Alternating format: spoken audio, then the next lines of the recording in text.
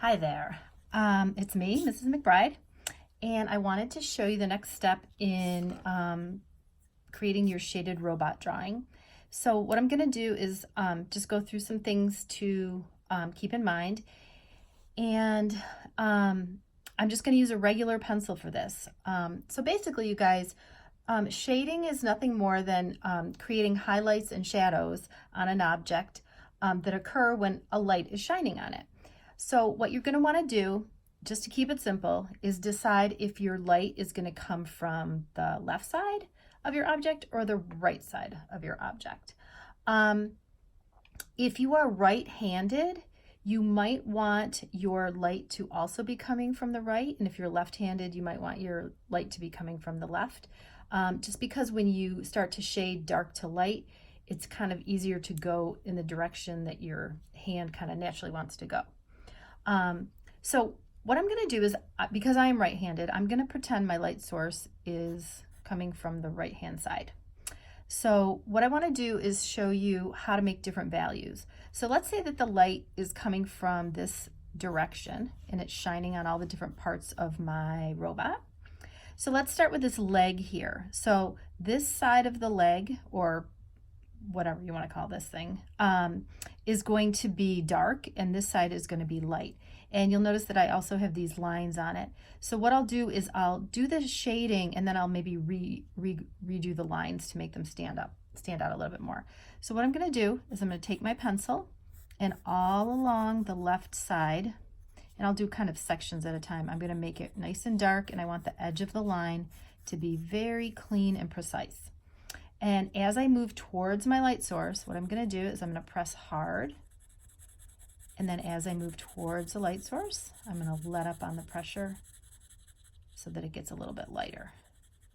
And you're going to have to do it in little sections, and you might have to go back and blend them in after you're done. So again, I'm going to go dark, and I'm letting up gradually on the pressure to light, and I'm just kind of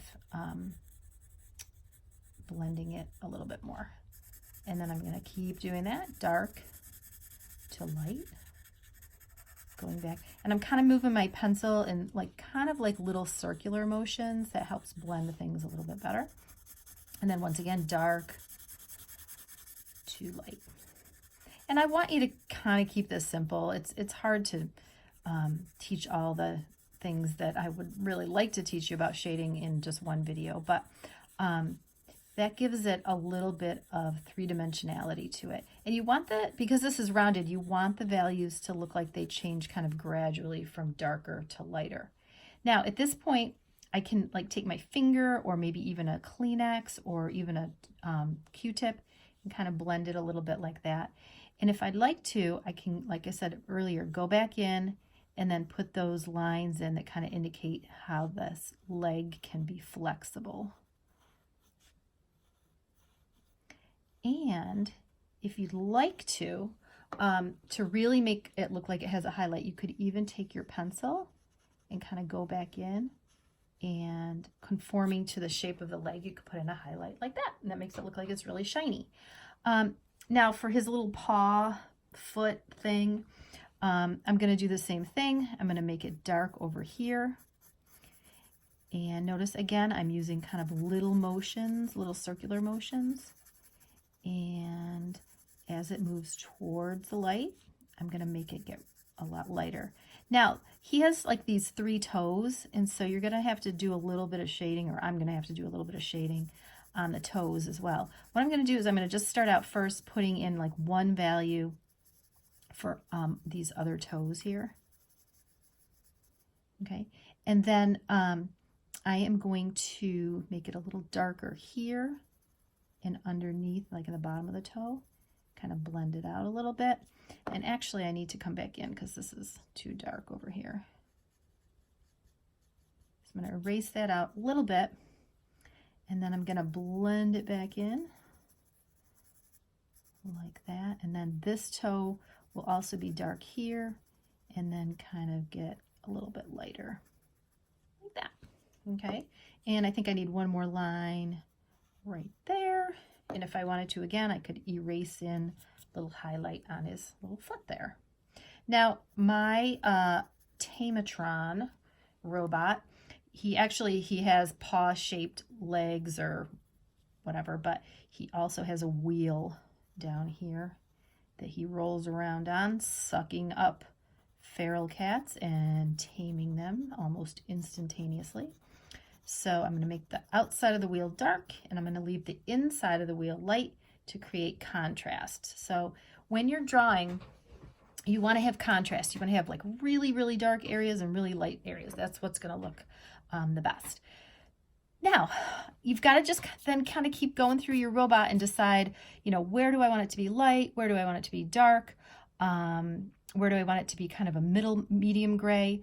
So these little icons here that show what stage the cat is going through. These are supposed to be like little lights that light up, kind of like when you're in the car wash, you know, you go through the one part and the light lights up and you know, oh, I'm getting soap put on my car. Then you go through the next part and then you're like, oh, I'm getting rinsed and then I'm getting dried or whatever. So I'm going to make the lights that turn on and off kind of dark, but I'm going to put a highlight. I hope you guys can see this. I'm going to put a highlight on each one facing my light source. It's just a little white area. Again, I hope you guys can see this. It's not easy doing this with my phone here. And so I'm going to make it really dark and then leave those highlights nice and light. Okay. And I'm not going to do this whole thing, you guys, but I just want to show you a couple more things. So like, let's say for this screen here, like maybe I'm going to take my pencil and press nice and hard and make this outline of the screen. I'm going to fill it in solid and make it nice and dark. Now, the way I'm having to draw without turning my paper is kind of a pain. Normally I would turn my paper so that my hand was going in a way that didn't feel awkward. Like it kind of feels awkward right now, the way I'm having to fill this in. So don't be afraid to turn your paper, draw upside down, sideways, you know, however it makes it feel more natural for your hand to move in that direction. And take your time.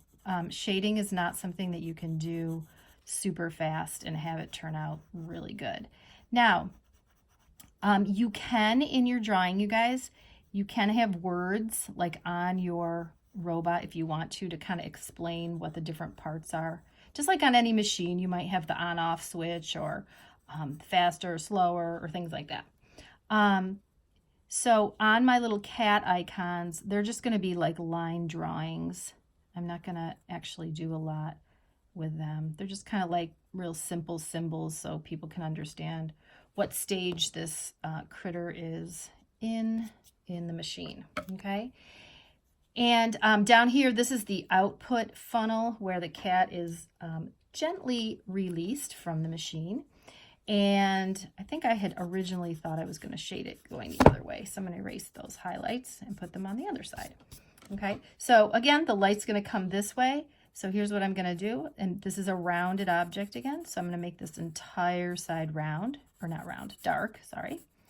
And as I move towards the light source, I'm going to let up on the pressure. And a lot of times the first time you do it, it maybe doesn't blend all that well. But you might have to go back and blend it a little bit. And remember, you can use your finger, you can use a Kleenex, you can use a Q-tip. Q-tips work really well, especially if you're trying to kind of blend in a little tiny area and you can't really get your fingers in there, or the tissue is kind of getting it everywhere. But also, if you accidentally blend it outside of the lines, you can always take your eraser and just kind of clean it up. So maybe I'm going to just clean up the edge here a little bit. Clean up this edge at the top, and then I'm going to take my eraser and I'm going to erase in a nice highlight here. Okay, and then that can help make it look a little bit shiny. All right, now remember I talked about contrast. So right now I kind of want to create some contrast between this rectangular part of the robot and then this part. So imagine that this rectangular part is casting a little bit of a shadow here. So actually I'm going to make it really dark all along here, even on the side facing the light source.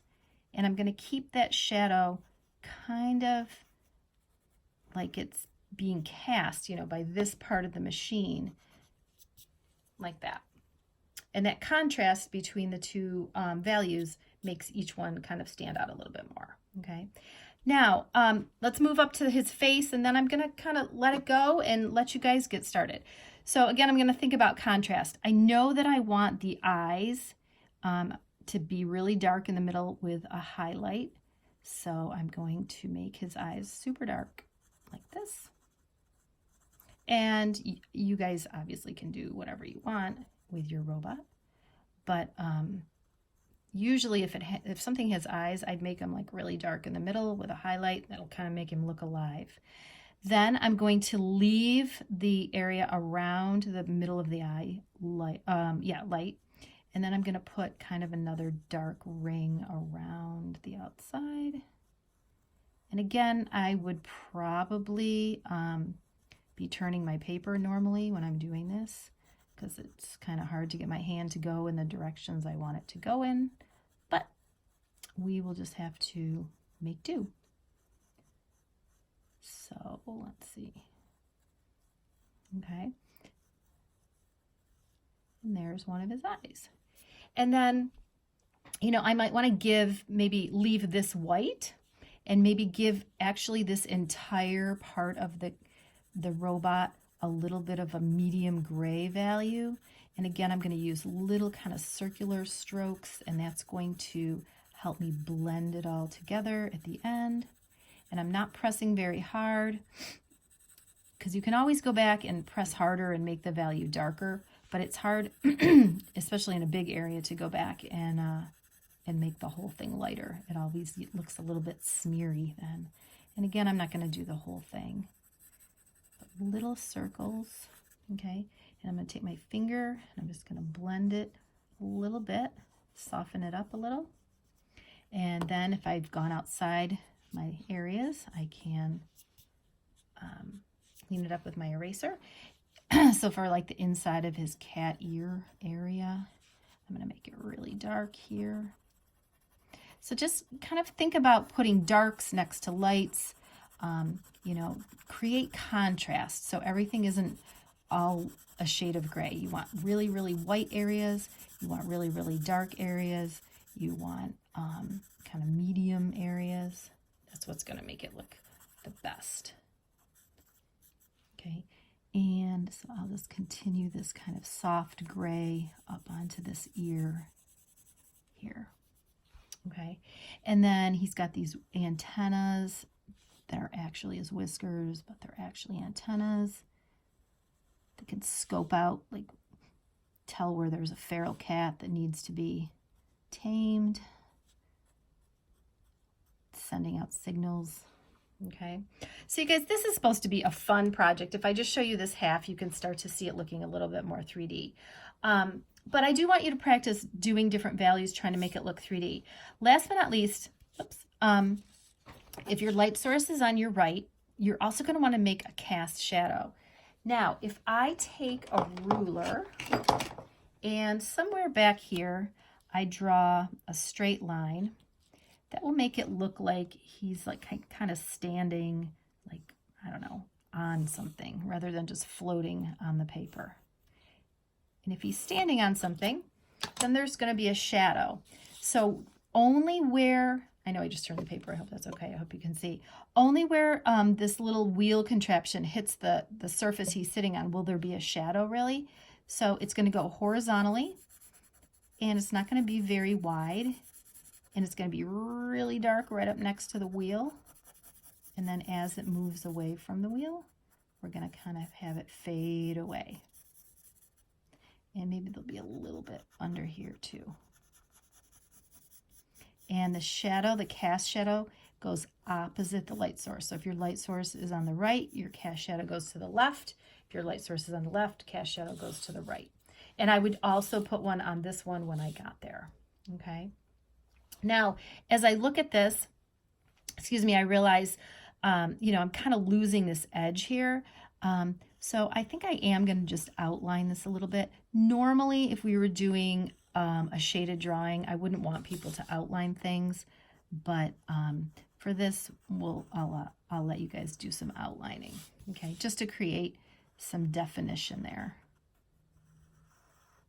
Okay, so I'm really only working on like half of this.